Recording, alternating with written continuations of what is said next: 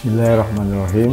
Assalamualaikum warahmatullahi wabarakatuh. Saudara-saudara mahasiswa Fakultas Ilmu Sosial dan Ilmu Politik UIN Sunan Gunung Jati Bandung, jurusan Administrasi Publik, khususnya kelas B dan C, mata kuliah Sistem Administrasi Negara Indonesia. Perkenankan, pada saat ini saya ingin menyampaikan pokok-pokok pikiran yang berkaitan dengan closing lecture mata kuliah Sistem Administrasi Negara.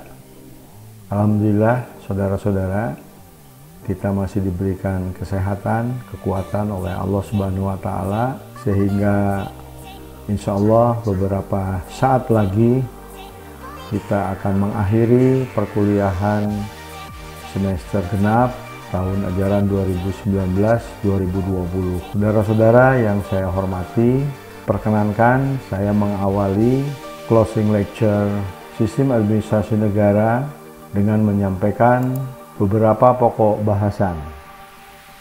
Pokok bahasan di sini saya siapkan 8 poin. Ya. Yang pertama, kerangka sistem politik Indonesia. Yang kedua, struktur politik dalam masyarakat. Yang ketiga, struktur politik dalam pemerintahan, lembaga negara resmi dan setengah resmi, lembaga pemerintah di daerah, provinsi, kabupaten, dan kota, urusan kewenangan, bagan struktur organisasi atau BSO, lembaga negara, sistem administrasi kepegawaian, ekologi administrasi negara, dan diakhiri oleh implementasi sistem administrasi negara di Indonesia. Baik saudara-saudara, sebagai pengantar, ya, karena kita jurusan administrasi publik, saya mengingatkan, bisa mengawali juga bisa mengulangi dari beberapa dosen pengampu lainnya, bahwa kebijakan publik itu adalah keputusan politik yang dibuat oleh lembaga publik. Ya, 1 poin. Ya. Apa itu lembaga publik? Lembaga publik adalah lembaga yang didanai dari dana atau uang publik, yaitu uang yang dipungut secara kolektif dari publik, baik berupa pajak, retribusi, ataupun pungutan-pungutan lain yang ditetapkan secara formal. 2 poin tersebut, ya, itu secara komprehensif sudah dapat menunjukkan, ya, bagaimana sistem administrasi negara Indonesia ini berjalan, atau sistem administrasi negara ini berjalan.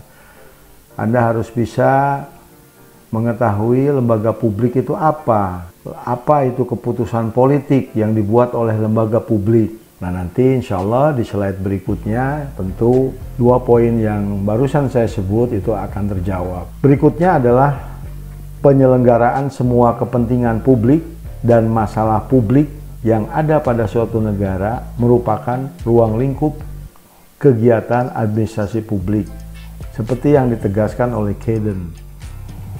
Administrasi publik merupakan seluruh kegiatan administrasi untuk segenap urusan publik. Nah, poin ketiga di sini, ya, saya bisa pertegas bahwa kepentingan publik dan masalah publik pada suatu negara itu merupakan kegiatan administrasi publik. Administrasi publik itu adalah seluruh kegiatan administrasi untuk segenap urusan publik. Seperti apa urusan publik? Itu menjadi pertanyaan besar. Bagaimana implementasinya ketika kita berbicara urusan publik?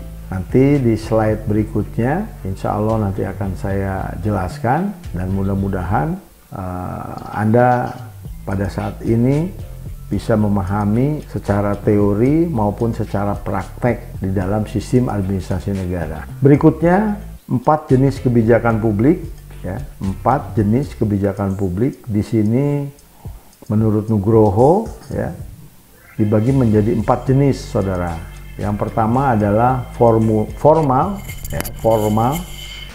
Yang kedua itu adalah konvensi. Yang ketiga urusan pejabat publik, dan yang keempat adalah perilaku pejabat publik.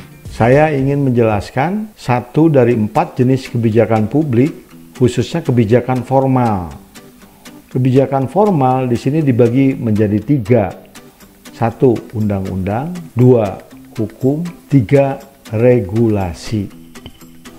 Nah, kalau kita kaitkan dengan poin 1, poin 2, tentu undang-undang, hukum, regulasi itu ada di wilayah lembaga publik atau menjadi satu keputusan politik yang dibuat oleh lembaga publik. Nah, menjadi pertanyaan, siapa lembaga publik? Ya, lembaga publik adalah lembaga yang didanai dari dana uang publik. Dalam perspektif kerangka pikir sistem politik, nanti Anda bisa melihat bahwa lembaga publik ini adalah struktur politik yang ada di pemerintah, atau Elmon mengatakan suprastruktur politik. Baik saudara, kita lanjut berkaitan dengan urusan pemerintahan. Nah, urusan pemerintahan di sini saudara, menurut pemahaman saya ya, berdasarkan teori, itu tidak lain dan tidak bukan adalah urusan publik. Jadi kalau ditanya urusan publik itu apa? Ya sama dengan urusan pemerintah. Berdasarkan Undang-Undang 23 tahun 2014, ya itu dibagi menjadi 3. Yang pertama adalah urusan pemerintahan absolut. Absolut di sini artinya mutlak, pemerintah pusat. Apa saja, politik luar negeri, pertahanan, keamanan, justisi, moneter dan fiskal nasional. Yang terakhir adalah agama. Nah, nanti Anda bisa lihat ketika saya menjelaskan bagian struktur organisasi. Bagaimana absolut apabila berbicara bagian struktur organisasi, khususnya di tingkat provinsi, kabupaten, kota, itu kita mengenal istilah kantor wilayah dan kantor departemen. Itu ya. Jadi mudah-mudahan sekarang Anda sudah bisa tahu ya. Kalau Anda baca kantor departemen agama Kota Bandung, nah itu berarti itu urusan pemerintah absolut ya, yang ada di level kota kabupaten. Demikian pula kantor wilayah ya, Kementerian Agama, itu kantor wilayah adalah level provinsi. Itu poin 1 saudara. Kita coba masuk ke poin kedua ya, urusan pemerintahan konkuren. Konkuren itu adalah yang dibagi atau berbagi kewenangan. Apa saja saudara? Yang pertama, urusan wajib berkaitan dengan pelayanan dasar terdiri dari pendidikan, kesehatan, pekerjaan umum dan penataan ruang, perumahan rakyat dan pemukiman, ketentraman, ketertiban dan perlindungan masyarakat. Yang terakhir adalah sosial. Nah, urusan wajib yang berkaitan pelayanan dasar berdasarkan undang-undang itu dibagi saudara. Ada pemerintah ya, atau pemerintahan pusat, pemerintahan provinsi, lalu pemerintahan kabupaten dan kota. Contoh ya, saya ambil yang paling mudah, nomor 1 pendidikan. Jadi kalau berbicara pendidikan tinggi itu jelas kewenangan pemerintahan pusat. Lalu kewenangan SMA itu adalah kewenangan provinsi. Baru saudara PAUD, ya, SD, SMP, ya, itu adalah kewenangan kabupaten dan kota. Demikian saudara, implementasi kebijakan urusan wajib yang berkaitan dengan pelayanan dasar atau konkuren. Ya. Nah, selain ada istilah wajib berkaitan dengan pelayanan dasar, ya. Ada pula urusan wajib tidak berkaitan dengan pelayanan dasar, saudara. Apa saja? Di situ kita lihat ada 18, ya, dari tenaga kerja sampai ke arsipan. Selanjutnya, yang ketiga, urusan pemerintahan pilihan. Di sini ada 8, ya, kelautan dan perikanan. Mungkin juga akan lebih memudahkan Anda mencerna, ya. Seperti Kota Bandung, jelas tidak akan ada dinas kelautan karena urusan pilihan ini disesuaikan dengan potensi karakter daerah masing-masing, ya. Nah, kalau di Cirebon jelas itu ada, ya, baik kota maupun kabupaten, ya dinas kelautan. Karena perlu diketahui oleh saudara, ya, secara teori, ya, secara peraturan perundang-undangan, urusan pemerintahan ini menjadi embrio atau cikal bakal sebuah kelembagaan, baik di pemerintahan pusat, provinsi, maupun kabupaten dan kota. Selanjutnya saya ingin menjelaskan kepada saudara, ya, bagaimana framework sistem politik, ya, kenapa saya menggunakan kerangka pikir sistem politik, karena mudah-mudahan dengan penjelasan saya menjelaskan kerangka pikir sistem politik dari Gabriel Elmond ini, ya, itu akan menjadi jembatan pemahaman Anda atau penguatan pemahaman Anda terhadap sistem administrasi negara. Karena berbicara sistem administrasi negara tidak bisa lepas dari sistem politik. Nah, saudara-saudara yang saya banggakan, ya, kita bisa lihat di sini bahwa kerangka pikir sistem itu, saya berangkat dari sistem, ya, kerangka pikir sistem. Anda tentu memahami, ya, ketika berbicara sistem itu pasti ada input, proses, output, dan feedback. Nah, kalau sistem politik itu tinggal ditambah dua, infrastruktur politik atau struktur politik yang ada di masyarakat. Yang kedua, suprastruktur politik atau struktur politik yang ada di pemerintahan. Kalau kita berbicara sistem politik suatu negara, sebut saja Indonesia, ya, ataupun negara-negara lain, itu pada prinsipnya sama, saudara. Pasti ada input, pasti ada infrastruktur politik, pasti ada proses, pasti ada suprastruktur, pasti ada fungsi output, tentu pasti ada juga feedback atau umpan balik. Saya coba mengawali kerangka pikir sistem politik ini dari fungsi input. Artinya fungsi input di sini, input kan masukan. Masukan itu dari mana? Dari rakyat, saudara. Ya, jadi kita sebagai rakyat ini punya fungsi 4. Menurut Gabriel Elmond, yaitu yang pertama adalah artikulasi kepentingan. Yang kedua, agregasi kepentingan. Yang ketiga, pendidikan politik, garis miring, seleksi kepemimpinan. Dan yang keempat adalah komunikasi politik. Oke, ya. Jadi rakyat itu harus punya fungsi. Fungsi apa? Fungsi input. Input apa? Masukan. Ya. Apa itu artikulasi kepentingan? Pengucapan kepentingan, sebuah keinginan. Lalu agregasi kepentingan, artinya secara peraturan perundang-undangan, agregasi kepentingan itu harus diupayakan. Ya. Bahkan ada kecenderungan, ada sebuah penekanan agar kepentingannya itu tercapai. Lalu yang tidak kalah penting adalah pendidikan politik, garis miring, seleksi kepemimpinan. Karena pendidikan politik yang baik itu akan menghasilkan seleksi kepemimpinan. Artinya pendidikan politik di sini adalah keseimbangan hak, kewenangan, dan kewajiban. Menurut Kosasih Jahiri itu ada 3 indikator, melek hukum, melek hak, kewenangan, dan melek kewajiban.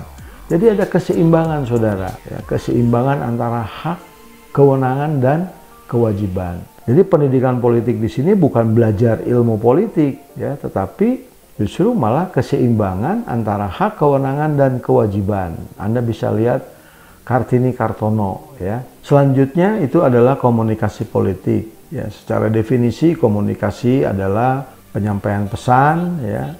Tentu di sini harus ada 2 arah. Pesan-pesan di sini ya tentu adalah pesan-pesan politik. Nah, saudara, fungsi input ini Anda bisa lihat di C, ya, pengelompokan masyarakat berdasarkan kehidupan politik rakyat. Jadi bagaimana artikulasi kepentingan berubah menjadi golongan kepentingan, agregasi kepentingan menjadi golongan penekan, pendidikan politik atau seleksi kepemimpinan itu menjadi tokoh politik, ya, bahkan tidak menutup kemungkinan menjadi atau berwujud menjadi partai politik. Yang terakhir adalah komunikasi politik. Yang saya sebut itu adalah pengelompokan masyarakat berdasarkan kehidupan politik rakyat, saudara. Untuk memahami poin C ini, kita coba awali poin A, pengelompokan masyarakat berdasarkan kehidupan sosial ekonomi. Menurut Elmon, jadi kalau berbicara rakyat itu dia bagi 3, saudara. Ya, poin A, poin B, poin C. Ya, tolong diperhatikan ya, poin A, poin B, poin C.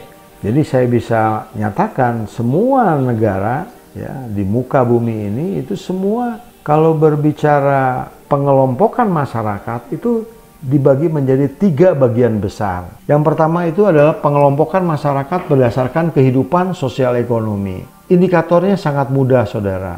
Adalah mata pencaharian atau profesi. Jadi di muka bumi ini kalau kita bagi ya secara kehidupan sosial ekonomi itu ada 4, saudara. Mau di Indonesia, Singapura, Malaysia, Afrika, Eropa, Amerika, itu ada tani, ada buruh, ada menengah, ada intelektual. Jadi tani, pendapatan tani, buruh, ya karyawan, ya menengah, itu bukan tani, bukan buruh, ya. Lalu intelektual, itu salah satu kelompok orang-orang atau manusia-manusia yang mempunyai intelektual tinggi sehingga bisa mempengaruhi umat atau orang-orang. Saudara-saudara yang saya banggakan, ya Anda perhatikan bahwa di A ini menurut pemahaman saya itu adalah individu-individu, saudara. Nah, nanti kita lihat yang di B, pengelompokan masyarakat berdasarkan perbedaan cara gaya dan persamaan tujuan. Indikatornya kalau yang A itu adalah mata pencaharian ya atau profesi, yang B indikatornya adalah pengelompokan orang-orang secara organisasi atau mengelompokkan diri menjadi sebuah organisasi. Contoh, tani, kita tahu ada Himpunan Kerukunan Tani Indonesia. Buruh, Syarikat Pekerja seluruh Indonesia. Golongan menengah banyak sekali, saudara. Sebut Ikatan Dokter Indonesia, Asosiasi Ilmu Politik Indonesia, Asosiasi Public Administration Indonesia, ya IAPA. Tentu kita bisa memahami bahwa pengelompokan masyarakat berdasarkan perbedaan cara dan gaya dan persamaan tujuan itu, cara gaya artis ya dengan ulama tentu beda. Artis Persatuan Artis Film Indonesia atau PARFI begitu. Apalagi MUI, Majelis Ulama Indonesia.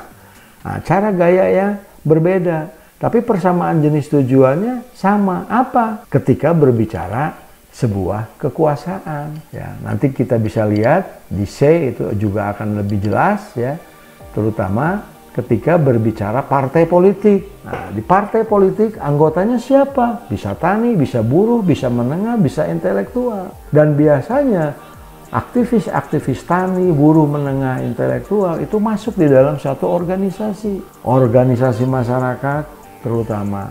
Nah, disitulah proses pendidikan politik dan seleksi kepemimpinan itu berjalan, saudara. Ya. Sehingga ketika menjadi golongan kepentingan, golongan penekan, tokoh politik, atau sekaligus menjadi anggota partai politik, itu mereka adalah berasal dari B, B berasal dari A. Oke ya, kita bisa pahami ya pengelompokan masyarakat berdasarkan kehidupan politik rakyat. Jadi sudah berbicara politik praktis tanda kutip begitulah. Karena belum tentu B juga semua bisa masuk ke C. Sebut saja teman-teman anggota TNI, Polri atau aparatur sipil negara tidak boleh masuk partai politik. Tetapi kalau masuk dalam suatu organisasi sah-sah saja ya, organisasi masyarakat tentunya atau organisasi profesi begitu. Saudara-saudara, dari sini yang menarik ya, saya juga ingin menjelaskan dari awal bahwa partai politik ini adalah mesin politik setengah resmi, saudara. Partai politik ya, kalau infrastruktur itu adalah mesin politik tidak resmi. Kenapa disebut tidak resmi? Karena yang resmi itu adalah di suprastruktur politik. Tapi jangan salah, saudara. Di suprastruktur juga ada mesin politik setengah resmi. Oke, nanti kita coba jelaskan. Kita kembali ke proses input. Diawali dari fungsi input, didistribusikan menjadi 3 bagian di dalam infrastruktur politik, A, B, dan C. Nah, itu masuklah proses konvensi Dari apa? Dari input tadi, saudara, ya, yang masukan-masukan. Apa proses atau konvensi itu? Melalui apa? Ya tentu melalui partai politik, saudara.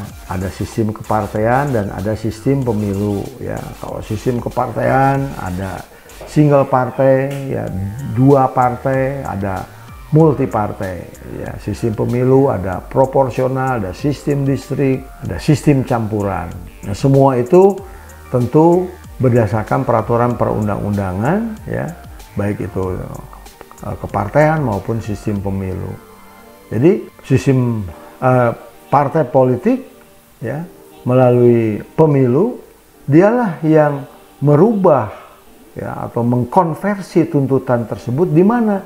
Di suprastruktur, ya, struktur politik yang ada di pemerintahan. Apa struktur politik pemerintah atau struktur politik yang ada di pemerintah? Menurut pemahaman saya, cara memudahkan Anda memahami lembaga-lembaga negara yang saya sebut, ya, menurut Elmon itu adalah mesin politik resmi, Anda bisa lihat di pasal-pasal Undang-Undang Dasar 1945. Insya Allah nanti di slide berikutnya ada, ya, kalau disebut, ya, bisa dari awal sekarang MPR, ya, DPR, DPD, ya, Presiden, Mahkamah Agung, ya, BPK, Mahkamah Konstitusi, itu semua adalah lembaga-lembaga negara, ya, yang secara eksplisit adalah, saya ulangi, lembaga-lembaga negara, ya, yang secara eksplisit itu tercantum di dalam pasal Undang-Undang Dasar 1945.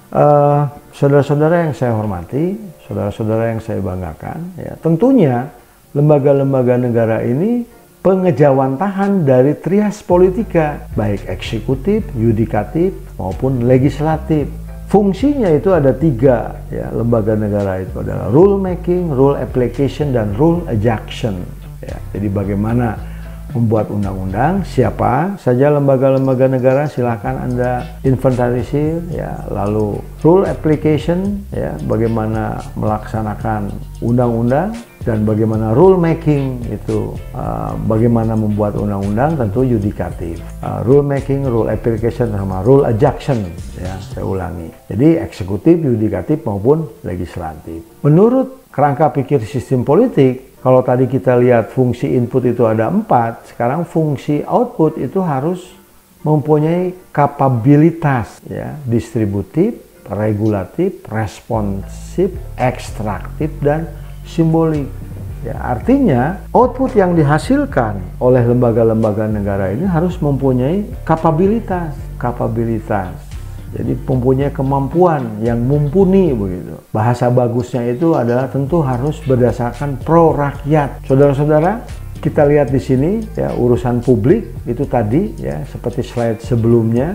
Jadi tentu urusan publik itu adalah lembaga-lembaga negara, ya, baik lembaga-lembaga negara yang ada di pusat, provinsi maupun kabupaten kota. Undang-Undang 17 tahun 2007 itu adalah undang-undang tentang rencana pembangunan jangka panjang, di mana visi Indonesia di situ adalah Indonesia yang mandiri, maju, adil, dan makmur. Sementara di Perpres nomor 2 tahun 2019 itu adalah terwujudnya Indonesia yang berdaulat, mandiri, dan berkepribadian berdasarkan gotong royong atau nawacita dan trisakti. Itu visi dari Presiden Jokowi periode pertama. Nah, kita lihat bagaimana, saudara, fungsi output tadi itu feedback, ya, input ke output itu adalah feed forward, ya.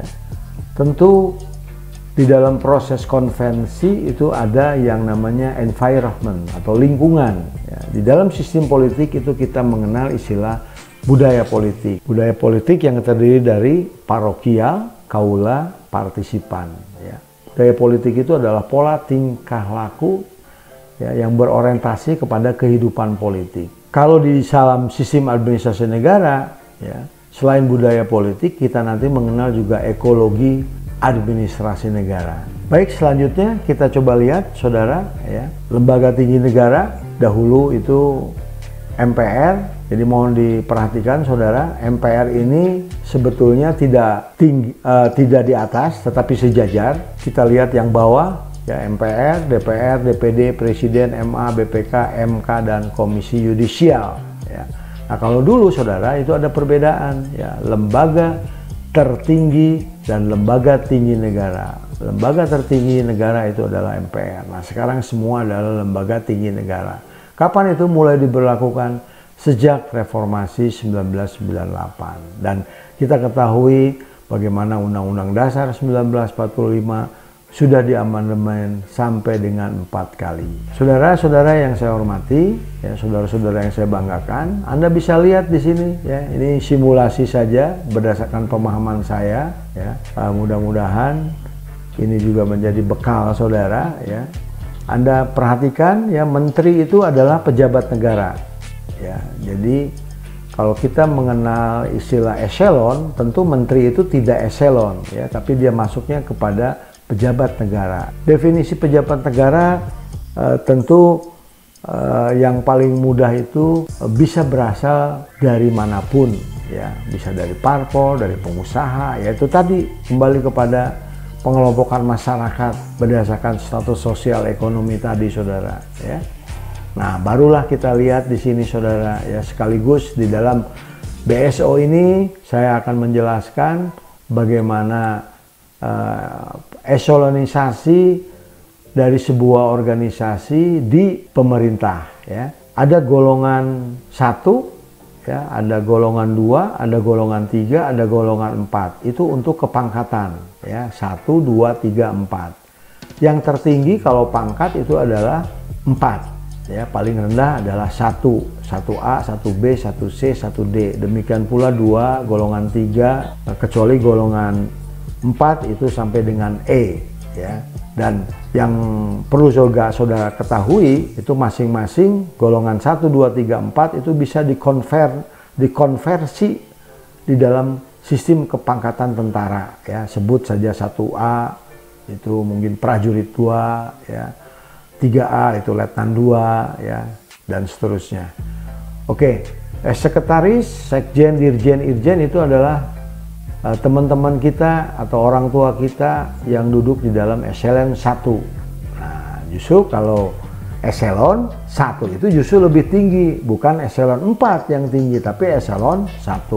Kalau pangkat 4 yang tinggi, ya. Jadi jangan terbalik saudara. Yang kedua, eselon 2 itu para direktur, ya, eselon 3 kasubdit, eselon 4 kepala bagian, eselon 1, ya, sekjen dirjen, direktur eselon 2, kasubdit, eselon 3, lalu eselon 4 itu adalah kepala bagian.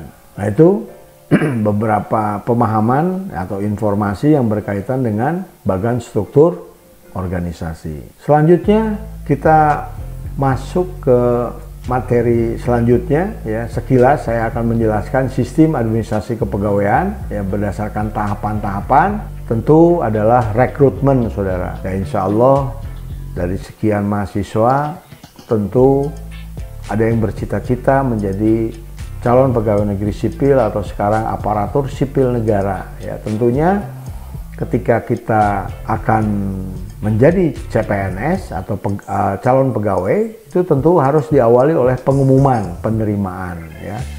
Nah, berdasarkan formasi saudara. Bahkan kalau di TNI itu termasuk jenis kelamin, Penerimaan pegawai di sini bisa fungsional, bisa juga non fungsional, ya. Kalau non fungsional itu biasa pegawai biasa, kalau fungsional itu berarti profesi yang berdasarkan fungsinya, sebut saja dosen, guru, dokter, hakim, jaksa, ya, dan fungsional lainnya. Yang kedua itu adalah seleksi saudara. Seleksi diantaranya adalah kompetensi dasar, lalu kompetensi bidang, ya, pengumuman, usulan NIP, insya Allah yang lulus. Jadi kompetensi dasar ini sama kompetensi bidang itu tentu dasar dan bidang saudara sebagai mahasiswa, alumnus, ya, administrasi publik itu diujikan begitu. Jadi jangan sampai tidak tahu, ya, urusan publik, ya, lembaga negara dan yang lainnya. Nah, insya Allah ketika Anda lulus berarti Anda punya status calon pegawai negeri sipil atau CPNS. Yang kedua adalah prajabatan. Saya ulangi, selanjutnya ketika saudara lulus CPNS itu adalah masuk ke dalam prajabatan. 1 sampai maksimum 2 tahun saudara. Ya. Nah yang kedua, subhanallah.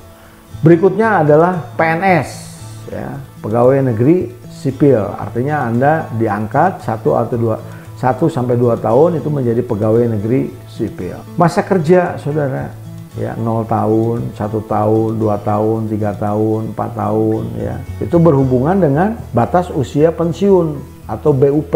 Sampai saat ini adalah 58 tahun, ya, untuk teman-teman aparatur sipil negara termasuk TNI Polri. Lalu yang sipil menduduki jabatan eselon 1, eselon 2 itu bisa 60. Nah, kalau fungsional ya khususnya dosen 60, guru besar 70, bisa ditambah 5 tahun profesornya itu, ya, atau guru besarnya itu. Kalau batas usia pensiun ya tergantung, ya, saudara diangkat usia 30 berarti menuju 58 masih masa kerja, insya Allah kalau ada umur berarti ada 28 tahun itu masa bekerjanya atau masa kerjanya. Di dalam masa kerja tadi saudara itu tentu ada jenjang karir. Jenjang karir tadi pangkat, ya, kalau Anda sarjana itu pangkatnya 3A, pangkatnya 3A atau golongannya 3A. Nah, ketika Anda berkarir, Anda ada milik nanti menjadi pejabat eselon 4, ya, eselon 3, eselon 2 sampai dengan insya Allah eselon 1. Itulah sistem pembinaan karir, ya, yang kita ketahui, yang secara teori yang bagus itu adalah merit system. Spoil system itu justru kontra dari merit system. Kenapa juga saya hitamkan di sini? Tentu jenjang karirnya itu kadang-kadang, ya, atau seringkali itu tidak berdasarkan merit system, tetapi spoil system, gitu. Berikutnya saudara, saya akan coba menjelaskan ekologi administrasi negara, ya. Jadi ekologi administrasi negara itu persis seperti budaya politik saudara, ya. Environment, ya. Ekologi juga sama, di dalam administrasi negara itu dipengaruhi proses administrasi, ya. Contoh real tadi, ya, seharusnya merit system, tapi karena lingkungan bisa saja menjadi spoil system, gitu. Saya coba ambil beberapa teori dari Hans Morgan maupun Thayer Machen, termasuk bagaimana Indonesia memformulasikan kekuatan nasional menjadi ketahanan nasional. Jadi intinya di dalam ekologi administrasi negara ini saudara, ya, yang pertama bagaimana proses lingkungan mempengaruhi proses administrasi negara. Nah, apa saja saudara? Geografis, sumber daya alam, kapasitas industri, ya, dan seterusnya, ya. Demikian pula Thayer Machen. Nah, kalau di Indonesia saudara, kita mengenal istilah metodologi Astagatra. Asta itu 8 saudara, ya. Dari mana asalnya 8? 3 dari aspek alamiah, geografis, kekayaan alam, kemampuan penduduk. Lalu yang 5 itu adalah aspek sosial. Aspek sosial apa saudara? Ideologi, politik, ekonomi, sosial budaya, dan pertahanan keamanan. Ya, tentunya di dalam ekologi administrasi negara tadi itu dipengaruhi oleh lingkungan, baik itu aspek alamiah maupun aspek sosial. Di dalam perspektif ketahanan nasional, bahwa aspek-aspek yang tadi saya sebut itu harus sinergi, tidak bisa parsial, ya, seperti ideologi saja, politik saja, ekonomi saja, ya, atau hankam saja, tetapi harus seperti orang baris berbaris dalam sebuah parade upacara, bagaimana dari atas dilihat sama, dari depan, dari belakang, dari samping, ya, itu derap langkahnya sama. Ya, demikian pula ketahanan nasional yang tadi ideologi, politik, ekonomi, sosbud, dan hankam itu harus bersamaan, ya, dibangun. Saudara-saudara, kita coba masuk ke wilayah legislatif. Bagaimana Anda bisa lihat, ya, bagaimana Anda bisa perhatikan. Ini saya simulasikan contoh level kota atau kabupaten, ya.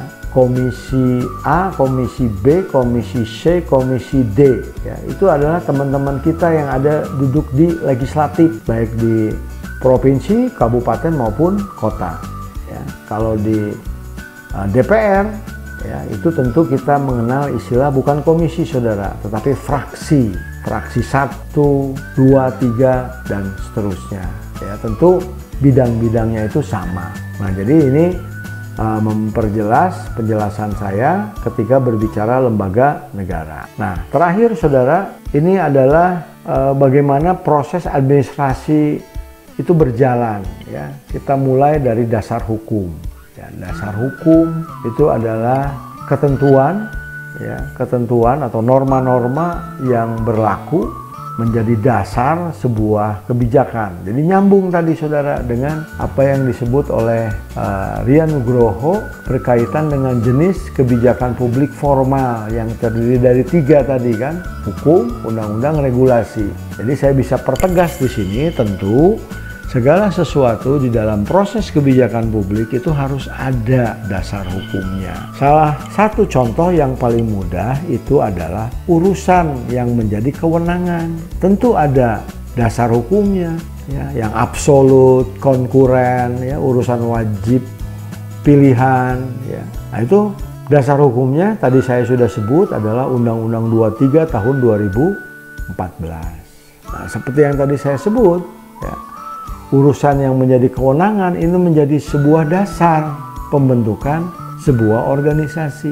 Di provinsi, kabupaten, kota itu adalah OPD, di pemerintah pusat kita sebut adalah kementerian, badan, begitu. Saya coba berikan contoh, ya, bagaimana proses administrasi saudara yang ada tanda biru. Di sini kita lihat bagaimana proses administrasi, ya, pendelegasian kewenangan, ya, saya sebut kepala daerah, pendelegasian kewenangan sebagian urusan pendidikan kepada kepala dinas pendidikan. Nah, ingat ya, tadi pendidikan contoh. Kalau di pusat, pemerintah pusat, pendelegasian sebagian kewenangan pendidikan kepada menteri pendidikan. Nah, itu proses administrasi saudara. Selanjutnya kita coba masuk ke wilayah lain, tentu masih dalam perspektif sistem administrasi, ya. Saya contohkan di sini bagaimana tadi seperti Undang-Undang 17, ya, maupun Perpres nomor 2, Undang-Undang 17 itu tentang RPJP, ya, Perpres 2 itu tentang RPJM. Itu artinya saudara, Anda bisa melihat, ya, RPJP itu dalam proses administrasi itu ditetapkan oleh undang-undang, rencana pembangunan jangka panjang. Nah, RPJM yaitu dalam stratifikasi peraturan presiden.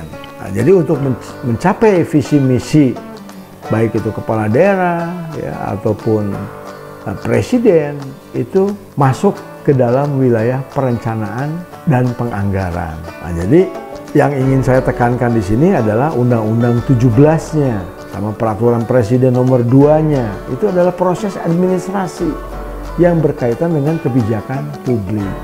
Semua itu adalah dalam rangka pencapaian visi dan misi. Berikutnya, ya, itu adalah fungsi DPR atau DPRD. Itu ada 3, legislasi, budgeting, pengawasan. Di sini saudara bisa melihat bagaimana proses eksekutif dan legislatif. Eksekutif presiden, ini yang tadi dari urusan, ya, kelembagaan, pendelegasian kewenangan, dokumen perencanaan, itu adalah wilayah eksekutif. Masuk ke wilayah legislatif, kita lihat di sini ada legislasi, ada budgeting, ada pengawasan. Nah, pengawasan di sini adalah fungsi dari dewan, tetapi tidak masuk ke wilayah hukum, karena wilayah hukum itu adalah Polri, Kejaksaan, ya, kehakiman. Kembalilah kepada dasar hukum, saudara. Ya. Jadi saya sebut di sini alur pikir simulasi penyelenggaraan tingkat pemerintah daerah itu hanya memudahkan saja,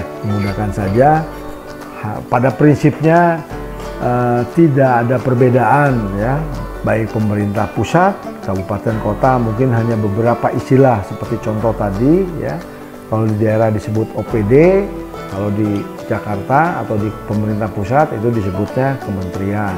Saudara-saudara perlu ketahui juga di dalam organisasi itu ada istilah dinas, ada badan.